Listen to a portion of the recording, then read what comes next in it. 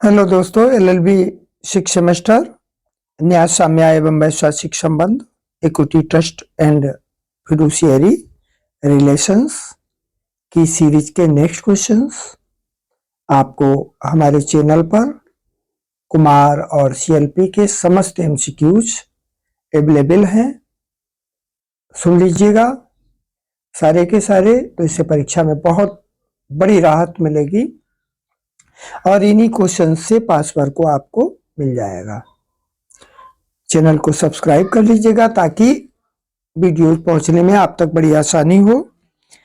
देखिएगा question number 151, विलेखों का परिशोधन मात्र इसी आधार पर नहीं किया जा सकता कि नंबर आ उनका निष्पादन कपट या पारस्परिक भूल से किया गया है, नंबर बा परिशोधन के बिना अन्याय होने की संभावना है, नंबर 7 किसी एक पक्ष ने भूलवश उसका निष्पादन कर दिया है, और नंबर द उपर्युक्त सभी। तो 7 नंबर इसका सही उत्तर होगा, किसी एक पक्ष ने भूलवश उसका निष्पादन कर दिया है। अगला क्वेश्चन देखेंगे 152, व्यादेश एक ऐसी न्यायिक कार्यवाही है जिसके द्वारा किसी पक्षकार को कोई कष्ट कार्य करने या नहीं करने का आदेश दिया जाता है। ये परिभाषा किसकी है? हाल्सबरी की, बार्नी की, पोलक एवं मुल्ला की, या इनमें से कोई नहीं। तो आ नंबर इसका सही होगा। ये परिभाषा है हाल्सबरी की व्यादेश एक न्यायिक कार्यवाही है। तो हाल्सबरी की ये परिभाषा है जिसके द्वारा किसी पक्षकार को कोई कष्ट कार्य करने या नहीं करने का आदेश दिया जाता है। नेक्स्ट क्वेश्चन 153, अस्थायी व्यादेश। अस्थायी व्यादेश से सदा सदा के लिए अनुदत्त किया जाता है अथवा केवल बाद के अंतिम निस्तारण तक के लिए ही किया जाता है। बाकी के ऑप्शंस पढ़ने की आवश्यकता नहीं। अस्थायी का मतलब अस्थायी यानी बाद खत्म, व्यादेश खत्म, केवल बाद के अंतिम निस्तारण तक के लिए ही अनुदत्त किया जाता है। अगला क्वेश्चन 154, आज्ञापक व्यादेश किसी कार्य विशेष को करने की आज्ञा देता है। नंबर बा यथा स्थिति यानी स्टेटस को का आदेश देता है। नंबर सा और बा दोनों, और नंबर दा इनमें से कोई नहीं। तो आ नंबर ही इसका सही है, किसी कार्य विशेष को करने की आज्ञा देता है आज्ञापक व्यादेश। नेक्स्ट क्वेश्चन 155, साम्य विधि का उद्भव हुआ। नंबर आ कमजोर व्यक्ति को न्याय प्रदान करने के लिए, नंबर बा न्याय प्रशासन को कठोर बनाने के लिए, नंबर सा कानून की कठोरता को कम करने के लिए, और नंबर दा उपर्युक्त सभी। तो नंबर सा इसका सही है, कानून की कठोरता को कम करने के लिए। अगला क्वेश्चन नंबर 156, साम्य विधि का उद्भव इस उद्देश्य के लिए नहीं हुआ। नंबर आ सामान्य विधि सामान्य व्यक्ति को न्याय प्रदान नहीं करती है। नंबर बा सामान्य विधि में उपचारों का अभाव है। नंबर 7 सामान्य विधि पर्याप्त अनुतोष प्रदान नहीं करती है। नंबर दा सामान्य विधि की प्रक्रिया दोषपूर्ण है। तो आ नंबर सही होगा, सामान्य विधि सामान्य व्यक्ति को न्याय प्रदान नहीं करती है। अगला क्वेश्चन 157, साम्य किस न्याय के निकट है? नंबर आ कानूनी, नंबर बा नैसर्गिक, नंबर सा दोनों, नंबर दा दोनों में से कोई नहीं। तो जो साम्य है वो नैसर्गिक न्याय के एकदम निकट है। बा नंबर हमारा सही उत्तर होगा। नेक्स्ट क्वेश्चन नंबर 158, प्राकृतिक न्याय का सिद्धांत ये है कि नंबर आ प्रत्येक पक्ष को सुनवाई का अवसर प्रदान किया जाए। नंबर बा एक ही व्यक्ति विचारण न्यायाधीश एवं अपीली न्यायाधीश के रूप में मामले की सुनवाई करे और उसका शीघ्र निस्तारण करे। नंबर सा कोई व्यक्ति अपने ही मामलों में न्यायाधीश का कार्य नहीं करे। और नंबर दा आ और सा दोनों। तो आ और सा दोनों ही इसके सही उत्तर है, एक आ और सा, यानी प्रत्येक पक्ष को सुनवाई का अवसर मिले और कोई भी व्यक्ति अपने स्वयं के मामले में न्यायाधीश न बने। नेक्स्ट क्वेश्चन नंबर 159, साम्य का संबंध है पक्षकारों के अभिवचनों से, साक्ष्य से, शुद्ध अंतःकरण से अथवा उपर्युक्त सभी से। तो सा नंबर हमारा सही उत्तर होगा, शुद्ध अंतःकरण से। साम्य का संबंध शुद्ध अंतःकरण से है। नेक्स्ट क्वेश्चन 160, साम्य ऐसे व्यक्ति को कोई उपचार प्रदान नहीं करेगा। नंबर आ जो न्यायालय शुल्क नहीं देता है, या नंबर बा जो साक्ष्य प्रस्तुत नहीं करता है, या नंबर सा जो सद्भावना एवं शुद्ध अंतःकरण के विपरीत आचरण करता है, और नंबर दा इनमें से कोई नहीं। तो सा नंबर सही है। सा में ऐसे किसी व्यक्ति को कोई उपचार नहीं प्रदान करेगा जो सद्भावना एवं शुद्ध अंतःकरण के विपरीत आचरण करता है। नेक्स्ट क्वेश्चन 161, साम्यिक अधिकारों को कितने उपखंडों में विभाजित किया गया है? 5, 2, 6 अथवा 3। तो दा नंबर हमारा सही होगा। साम्य अधिकारों को कितने उपखंडों में विभाजित किया गया है? 3 उपखंडों में विभाजित किया गया है। नेक्स्ट क्वेश्चन 162, साम्य तथा विधि के बीच का वास्तविक संबंध दोनों मतों के मध्य मार्ग में पाया जाता है। कथन किसका है? होफील्ड का, हेनवरी का, पामेराय का या स्नेल का? तो ये कथन है हेनवरी का। बीच में फंसा कौन? हेनवरी। साम्य विधि के बीच का वास्तविक संबंध दोनों मतों के मध्य मार्ग में पाया जाता है। हेनवरी याद कर लीजिएगा, 1-2 दिन के लिए दिमाग में रख लीजिएगा। बीच में कौन? हेनवरी। नेक्स्ट देखिएगा 163, द्वितीय न्यायतंत्र अधिनियम कब पारित हुआ? 1874 में, 75 में, 76 में, या फिर 78 में? तो सा नंबर सही होगा। 76 आदमी सेकंड आए, 1876 याद करिएगा। द्वितीय अधिनियम कब पारित हुआ? 1876 को। द्वितीय न्यायतंत्र अधिनियम 1876 को पारित हुआ। नेक्स्ट क्वेश्चन देखिएगा 164, सन याद रखना थोड़ा सा कठिन कार्य है, लेकिन रखिएगा इसको दिमाग में। कब चांसलर को अपने नाम से न्याय प्रशासन करने का अधिकार मिल गया? कब अपने नाम से अधिकार मिल गया? 74 को, 1474 को। नामकरण कब करवाया इसने अपना? 1474 को। नेक्स्ट क्वेश्चन नंबर 165, साम्य कतिपय नियमों का ऐसा समूह है जो मूल व्यवहार विधि का सहवर्ती है, जो सुस्पष्ट सिद्धांतों पर आधारित है और जो उन सिद्धांतों में अंतर्निहित एक श्रेष्ठतम पवित्रता के कारण संयोगवश व्यवहार विधि को निष्प्रभावी बनाने की क्षमता रखता है। साम्य की परिभाषा ये किसने दी है? ये परिभाषा है सर हेनरी मैन की। सर हेनरी मैन की परिभाषा है। कतिपय नियमों का ऐसा समूह है जो मूल व्यवहार विधि का सहवर्ती है। सहवर्ती कौन? Sir Henry man. एक एक शब्द से जोड़ लीजिएगा, 1-2 दिन के लिए दिमाग में रखिएगा। 166, साम्य नियमों का वो समूह है जिसका प्रशासन यदि न्याय तंत्र अधिनियम पारित नहीं होते आंग्ल न्यायालय द्वारा किया जाता है एवं जिन्हें साम्य के न्यायालय के नाम से जाना जाता है। ये परिभाषा किसने दी?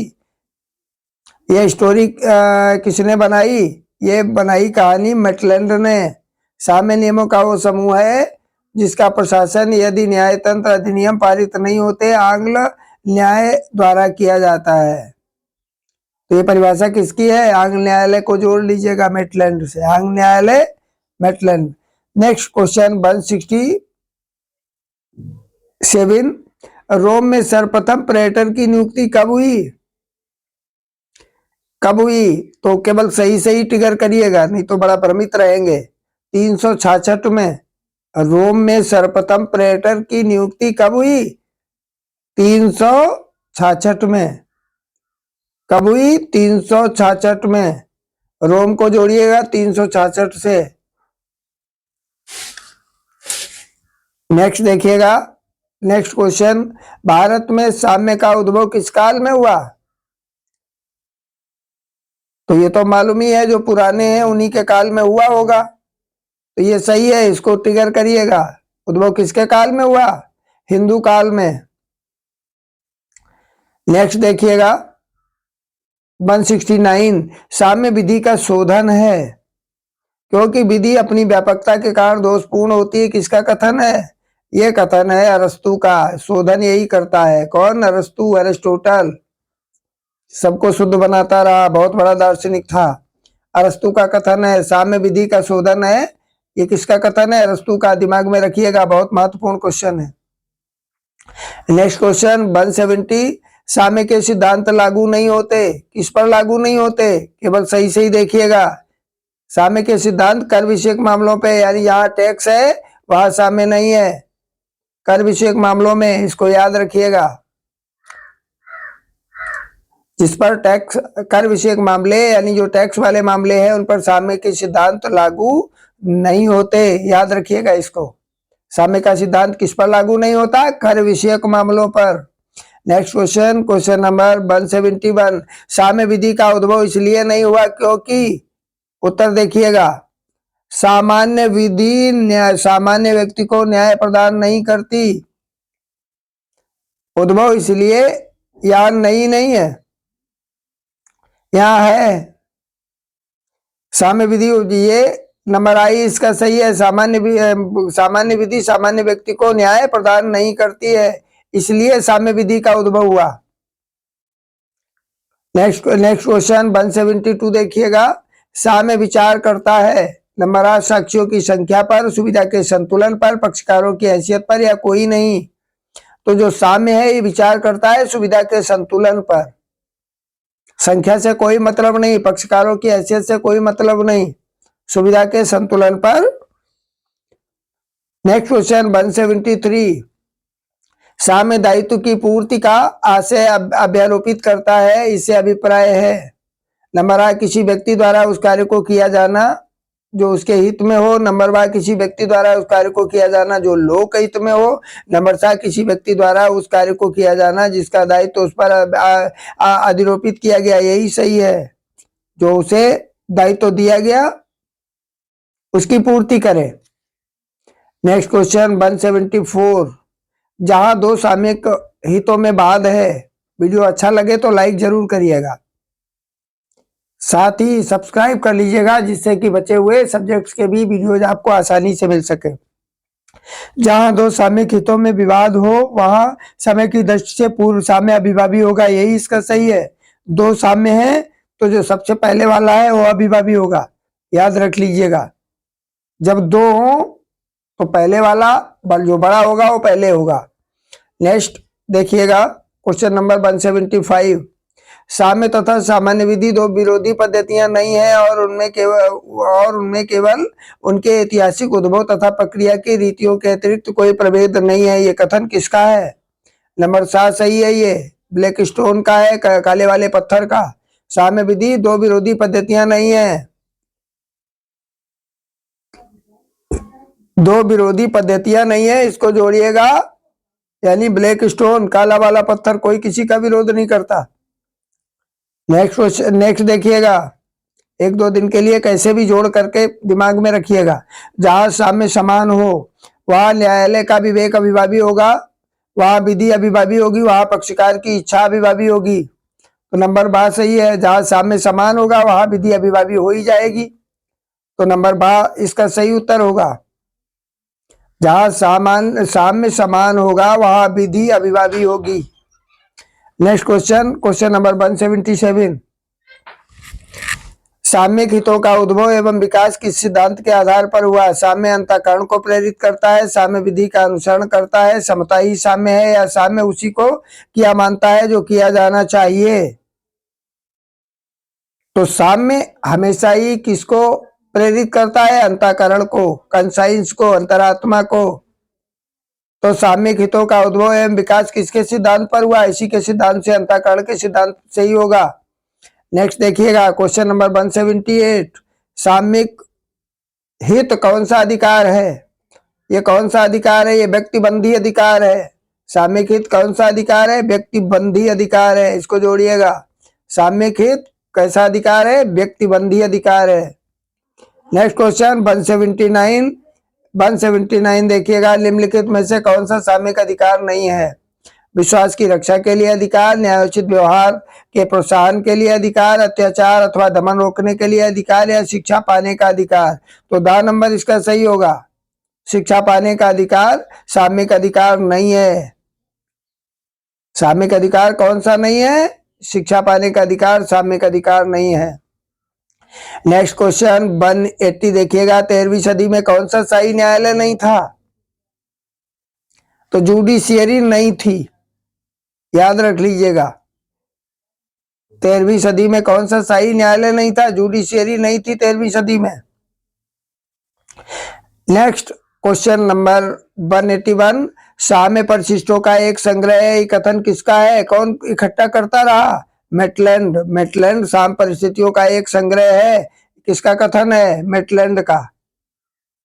नेक्स्ट क्वेश्चन, क्वेश्चन नंबर 182, फटाफट रिवीजन कर लीजिएगा। दोहरी न्यास व्यवस्था के क्या परिणाम थे? ये सभी थे तालमेल की कमी, चांसरी अंतरात्मक का न्यायालय, साम्य एवं विधि न्यायालयों के अधिक्षेत्र एवं आपसी तनाव, ये सभी इसके सही उत्तर होंगे।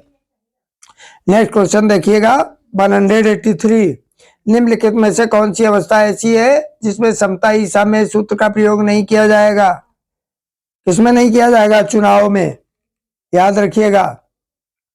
समता ही साम्य सूत्र का प्रयोग नहीं किया जाएगा, कहा? चुनाव में। नेक्स्ट क्वेश्चन 184, पालन का साम्यिक सिद्धांत किस सूत्र पर आधारित है? साम्य विधि का अनुसरण करता है, समता ही साम्य है, या नंबर 7, साम्य दायित्व की पूर्ति का आशय अभ्यारोपित करता है? यही सही है, साम्य दायित्व की पूर्ति का आशय अभ्यारोपित करता है। पालन का साम्यिक सिद्धांत किस सूत्र पर आधारित है? कि साम्य दायित्व की पूर्ति का आशय अभ्यारोपित करता है। नेक्स्ट क्वेश्चन देखिएगा 185, पालन संपत्ति का ऐसा हस्तांतरण है जिसे दास ग्रहीता चाहे या ना चाहे, विधि की दृष्टि में इसे दाता के सभी पूर्ववर्ती आभार पूर्णता मुक्त हो जाते हैं। पालन के संबंध में निम्नलिखित विद्वानों में से किसके विचार हैं? ये विचार है स्ट्राहन के, तो दाता को जोड़ लीजिएगा स्ट्राहन से। दाता कौन? स्ट्राहन। तो जहां पर दास ग्रहीता या दाता की बात आए वहां स्ट्राहन को टिक करिएगा। नेक्स्ट क्वेश्चन 186, सामान्यतः ऋणों का भुगतान करने के संबंध में सर्वप्रथम ऋणदाता का भुगतान किसे होगा? सामान्यतः ऋणों का भुगतान करने सर्वप्रथम ऋण का भुगतान किसे होगा? ऋणदान द्वारा ऋणों निस्तारण के संबंध में, और ऋणदान द्वारा ऋणदान का निस्तारण सम्राट को किए जाने वाले ऋण, यानी सबसे पहले, क्योंकि इंग्लिश कंट्रीज में मोनार्की थी, इसलिए सबसे पहला ऋण किसका चुकाया जाएगा? सम्राट का। नेक्स्ट देखिएगा 187, भारतीय न्यास अधिनियम किस सन में पारित हुआ? ये बहुत महत्वपूर्ण क्वेश्चन है, आईएमपी। भारतीय न्यास अधिनियम किस सन में पारित हुआ? 1882 में। इस सन को याद रखिएगा, 1882 को, यानी 1882 को याद कर लीजिएगा, 1882 याद रखिएगा। भारतीय न्यास अधिनियम कब पारित हुआ? 1882 में, जोड़िएगा इसको। नेक्स्ट क्वेश्चन 188, 188, निम्न में से कौन सा न्यास का वर्गीकरण है? तो दोनों ही है, ये साधारण न्यास सार्वजनिक न्यास दोनों ही होते हैं, तो इसका उत्तर जो है जो सही होगा और बात सही होगा। नेक्स्ट क्वेश्चन 189, न्यास की क्या शक्तियां हैं? तो ये सब है न्यास की, ये सभी शक्तियां है, बेचने की शक्ति, सुपुर्दगी की शक्ति, समझौतों की शक्ति, तो प्रयुक्त सभी इसके सही उत्तर है। नेक्स्ट क्वेश्चन देखिएगा, अगला प्रश्न 190, भारतीय न्यास अधिनियम की किस धारा के अंतर्गत न्यासी को पदमुक्त किया जा सकता है, यानी हटाया किस धारा के अंतर्गत हटाया जा सकता है? तो धारा 71 को जोड़िएगा, 71 लोगों को भगा दिया, यानी पदमुक्त कर दिया। 71 को याद रखिएगा, पदमुक्त यानी 71 लोगों को भगाओ। नेक्स्ट देखेंगे, और वो भी 71, धारा 71। नेक्स्ट क्वेश्चन, क्वेश्चन नंबर 191, निम्न में से किस व्यक्ति को न्यास के उद्देश्य से उचित न्यासी नहीं माना जाएगा? उचित न्यासी कौन? तो ये सारे के सारे होंगे, अवयस्क भी, विवाहित महिला, दिवालिया, ये सारे के सारे उपर्युक्त सभी, ये उचित न्यासी नहीं है। नेक्स्ट क्वेश्चन 192, निम्नलिखित में से कौन सा उद्देश्य खैराती उद्देश्य नहीं है? धर्म के प्रचार के लिए, निर्धन लोगों के लिए, गिरजाघरों की मरम्मत के लिए, नेताओं को ठहराने की व्यवस्था, ये खैराती न्यास नहीं है। नेताओं को ठहराने की व्यवस्था, ये तो न्यास, ये खैराती उद्देश्य नहीं है। क्वेश्चन नंबर 193 देखिएगा, हेनवरी ने न्यास को कितने भागों में बांटा? हेनवरी ने बांटा 4 में। हेनवरी ने 4H यानी 4 हेनवरी ने न्यास को कितने भागों में बांटा? 4 भागों में बांटा। नेक्स्ट क्वेश्चन देखिएगा, क्वेश्चन नंबर 194। 194 न्यासधारियों की निर्योग्यता किन धाराओं में है? 46 से 54 तक, 46 से 54 तक निर्योग्यताएं किन किन धाराओं से वर्णित है? सही सही को याद करिएगा, 46 से 54 तक, 46 से 54 तक न्यासधारियों की निर्योग्यताओं का उल्लेख किन धाराओं में है? 46 से 54 तक। नेक्स्ट क्वेश्चन 195 न्यास साम्य का केंद्र बिंदु तथा सार है, ये किसने कहा? सार किसने निकाला? हेनबरी ने। हेनबरी ने सार भी निकाला, सेंटर भी बनाया, तो हेनबरी को याद रखिएगा।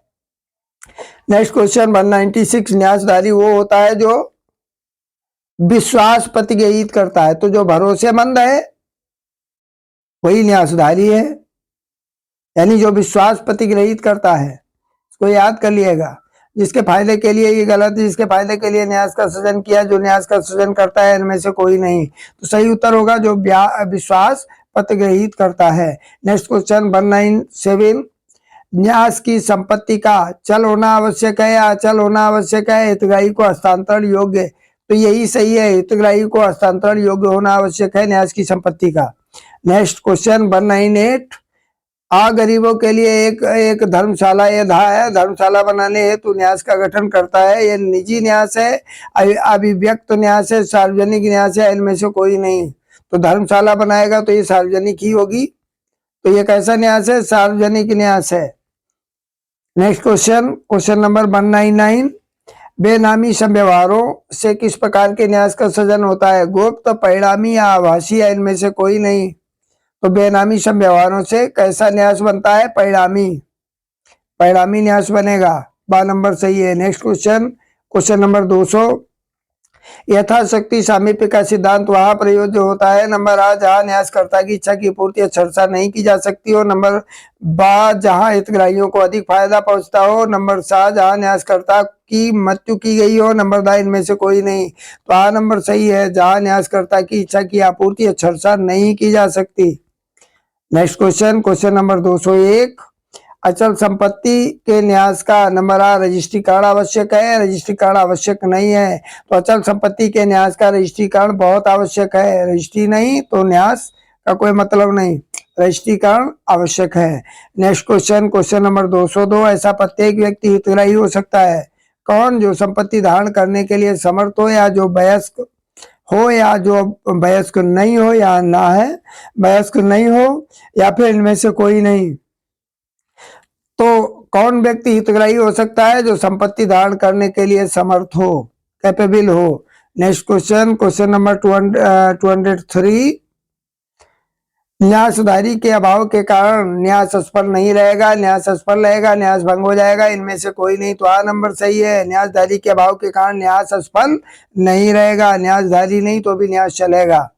नेक्स्ट क्वेश्चन नंबर 204 न्यासधारी को यह अधिकार नहीं है कि वह स्वत्व अभिलेख को अपने कब्जे में रखे, खर्चों की पूर्ति कराए, लेखों का निपटारा करे, या न्यास संपत्ति के प्रबंध के संबंध में न्यायालय की राय जाने, या मनमाना, तो ये मनमाना पारिश्रमिक प्राप्त करता है, ये अधिकार नहीं है उसको। नेक्स्ट क्वेश्चन नंबर 205 न्याय का अवसान नहीं होता है न्यास का उद्देश्य पूरा हो जाने पर, या न्यास का उद्देश्य अवैध हो जाने पर, या न्यास की संपत्ति नष्ट हो जाने पर, या न्यास का उद्देश्य विखंडित कर दिए जाने पर। तो न्यास का उद्देश्य अगर विखंडित भी कर दिया जाएगा तो भी न्यास समाप्त तो नहीं होगा, अवसान नहीं होगा इसका। नेक्स्ट क्वेश्चन नंबर 206 सद्भावना पूर्वक क्रेताओं के अधिकारों की व्यावृत्ति भारतीय न्यास अधिनियम 1882 की किस धारा में की गई है? धारा 15, 95, 96, इनमें से कोई नहीं। तो किस धारा में वर्णन है क्रेताओं का? वर्णन 96 में। तो 96 खरीदार याद कर लीजिएगा। 1882 की किस धाराओं में क्रेताओं के अधिकारों का वर्णन है? धारा 96। आपको इस सीरीज के लॉ ऑफ ट्रस्ट के नेक्स्ट क्वेश्चंस नेक्स्ट वीडियो में मिलेंगे। वीडियो पूरा सुनने के लिए बहुत बहुत धन्यवाद। बड़े गौर से सुनिएगा, 2-3 बार सुनिएगा ताकि क्वेश्चंस कंफर्म हो सके। जय हिंद।